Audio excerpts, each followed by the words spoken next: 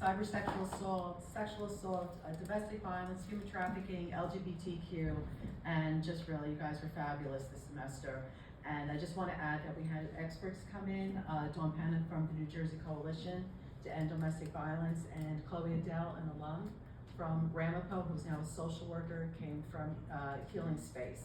But thank you guys were great.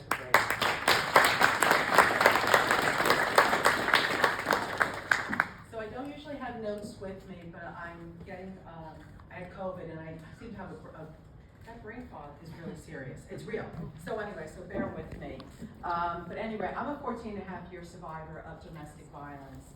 And everybody talks about the ugliness of it, but nobody really tells you how do you get out of it, and how, whether you're suffering from sexual assault, human trafficking, domestic violence, you have to accept that there really are angels that kind of come across your path and opportunities that kind of pull you along and out of it.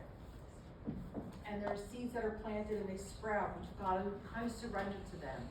And I found that when I was first leaving, a friend said to me, she was a director at Montclair State University, she said, you should be really excited. I was sitting in her office crying, I had 2 kids, nothing left, and she said, you should be so excited, you're starting this whole new life and journey. I was like, you're crazy. She's like, no, and I'm like crying and crying, and she said, you can now be anything you want to be, and that's so true. And recently I was in a book club at a meditation center, and there was a woman, and she was upset about her divorce and had suffered abuse, and I said to her, you can now be whatever you want. And thankfully she didn't say to me, oh, well, something's wrong with you. She said to me, you know what, she said, you're right, and I needed to hear those words. And I believe that regardless of what your socioeconomic background is, you get an awakening. There's this time in you that is almost a rebirth of all of you, your body, your mind, your soul, your spirit. And I believe that there's also these opportunities and angels that come along. There's a word that you really may have needed to hear, or just a littlest opportunity, which I'll get into in a moment. And again, I hope I can help anybody or inspire somebody, whether you're going through something, you know somebody going through it.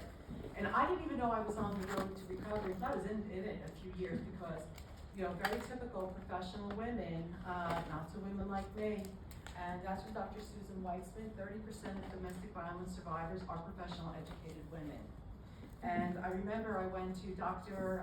Esmelda Root. She had been the Women's Center director at Montclair. And I said to her, how did this happen to me? She wasn't like, how did it not? She said, you're the poster child. Because you're so busy doing this, you're doing that, and you don't realize that your whole life has just quickly slid into this nightmare. And abusers are smooth talkers. You know, mine was a trader on the New York Stock Exchange. What could go wrong? But how many of you have ever seen The Wolf of Wall Street? There's a lot that can go wrong. He could have given that guy a run for his money. And that's exactly what happened. He fell into the cocaine and became a nightmare. And, you know, rehab things, nothing worked. And one day I woke up and I had an 8-year-old daughter, a 13-year-old son, $500, and a Jeep about to be repossessed. And that was it. He lost everything, the house, everything. And I packed everybody up and we went to my parents who really didn't want us. And it was awful, but it was also a chance to rebuild. I felt that if I could get a master's, I was in my early 40s, I could get out of this situation. But to get to that day to pack up, it wasn't just I woke up and packed up and left. I had decided I'm going to get a master's and I'm going to apply for a graduate assistantship. And I went over to Montclair and they said, you know what? We happen to need somebody with a business background and an arts background to kick off our arts management program. Take the GRE. So I was like, the GRE, great.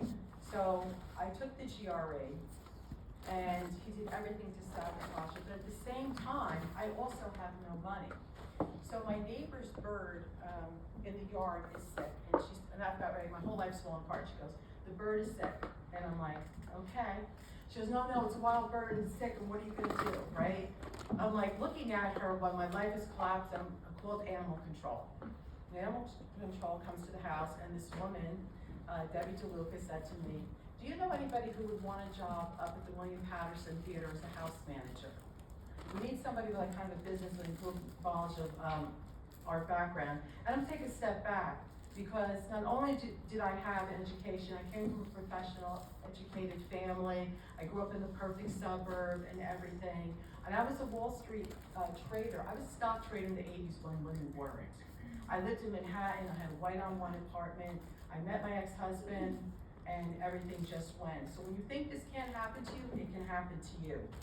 But anyway, sitting back with the bird, and I had this background, and she said, I'm resigning from my job at William Patterson.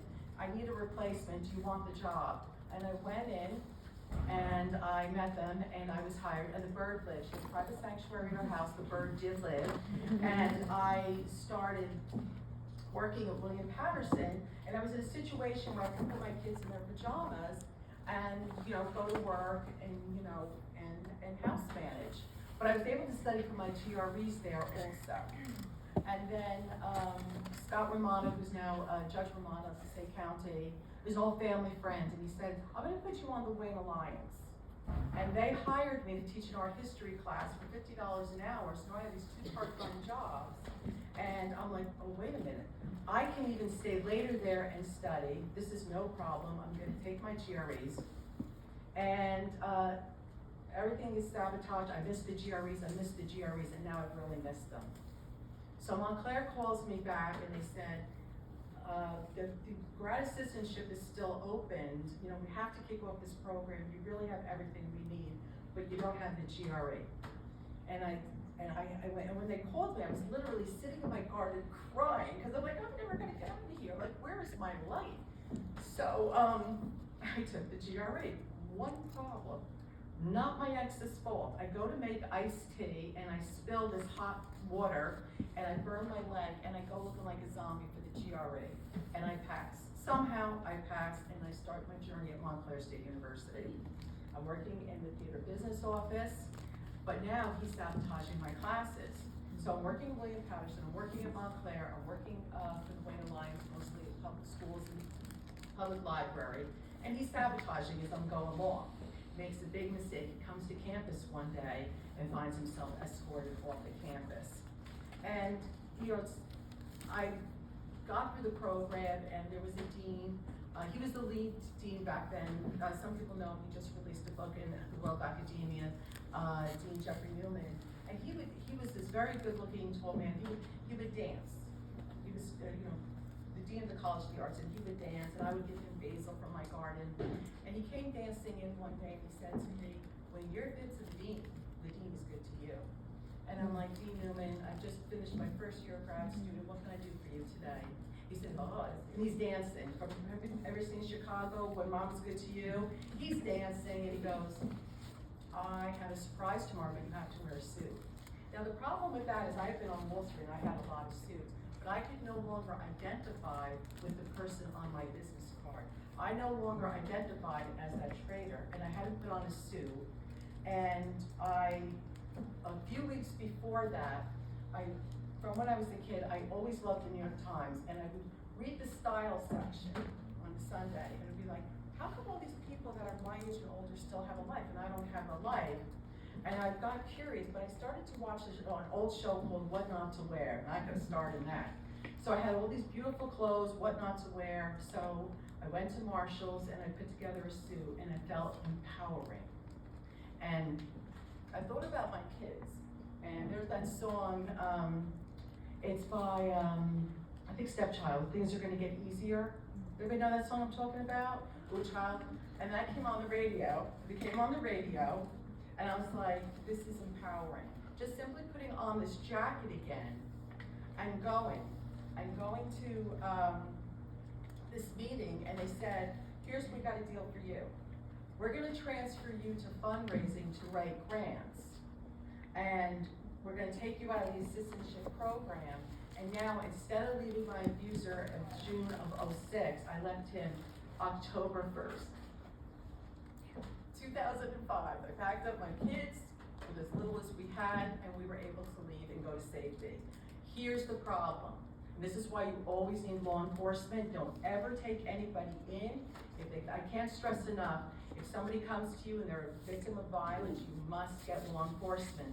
Because what happens is when an abuser loses everything, they get more violent. So I was very lucky. I don't know how lucky I am here, but some of the guys I'd gone to high school with were police officers, and things had gotten out of hand, and my parents had put in extra security and whatnot, but the guys had been tailing him because he was leading them to the larger drug deals, and they knew I was in trouble. And they had actually been watching out more for me because he owed a lot of the wrong people money. And so one day I finally called the police station and I asked for those 3 officers, and they were all on vacation. It was the following August. And I said, oh, never mind, I don't have a problem. The officer goes, you know what? How do you know the guys? I said, well, we grew up together. I said, here's what I'm gonna do. We're gonna send a car. And they did. And unfortunately, my ex called and threatened to kill me. Guess who was on the phone? When someone answers the phone and says, Wayne Police, Detective Wittig, it means it's the Wayne Police and it's Detective Wittig, and now you're trying to kill me. They brought me down. They were able to get me a restraining order, but back then, it was very hard to get children on. Now you can, and you can get your pets. To save, what happened was, the judge put on my children, which was a victory, and we went to court. My lawyer I gave her $5,000 from my father. She wanted more money. I did my divorce pro se. Myself, I had help all along, and the order is still in place for me and the kids. And if it hadn't been for all these people stepping in and helping and allowing it, we never would have moved. And one day somebody came to my house and gave me a car and said, this way you don't have car payments. You know, like people just came up with things that you could never imagine, but you have to be open to it. We did get that restraining order, and it was upheld. And I had, if you're from Passaic County, the late Judge Wax, and he was very ill. And in my last hearing with him, he said, my name then had been Levine, he says, I want it on the record that Mrs. Levine is reasonable, rational, and responsible. He died 2 weeks later. I had a new judge who hated me. He hated me so much that the DV office that I was sitting with pronounced that we're hitting the floor. He became ill a week later. He actually passed away. He must have been sick on the bench that day with a heart, and he passed away. And then from there, I was always with Judge Seltzer doing it pro se. My children were put into supervised visitation. That's an awful, it's hard. And then my pastor stepped in and took over so that they could go to the church instead of to the sheriff, with the sheriffs to see their father. And it was just so many people that came in. But when I was there, I realized, you know, I had a lot of privilege. You know, I was lucky that I could stay in a town with a good school district. So many things came in place. I can't tell you how many people came and helped take care of my kids, and it was just amazing. But I saw a lot of injustices too, and you know, and I write this, and I've written this story, and if you go to our website, or you know, the whole story is there. But I did graduate with my master's on time. I, you know, was able to build a career and a life with my kids. My son is right now, he's halfway through a PhD program. So proud of him. He just traveled to Morocco and he presented a sociology paper. He travels around the world and country. And my daughter's graduating as with her MSW in May as a social worker. And I think that's one thing that we've always given back. But I read this, you know, as an advocate because there's so many people that need help. And it's the littlest seed that you can plant and you don't realize it. And there was one day I was in a coffee shop and I just wanted to hide behind my book and the world to leave me alone because you want to be invisible. And this guy said to me, you know what the problem is? Sometimes people are in a marriage and there's one person controlling and another person that's lost. And I was like, thank you. And he was talking to me, he was talking about me. Years later, he came to me and goes, you know, that was directed to you. And I look at this as an academic, as an advocate, but I also look at this as a mom. And you just, you know, what my students did say, you just don't know who you're going to be able to help. So, thank you.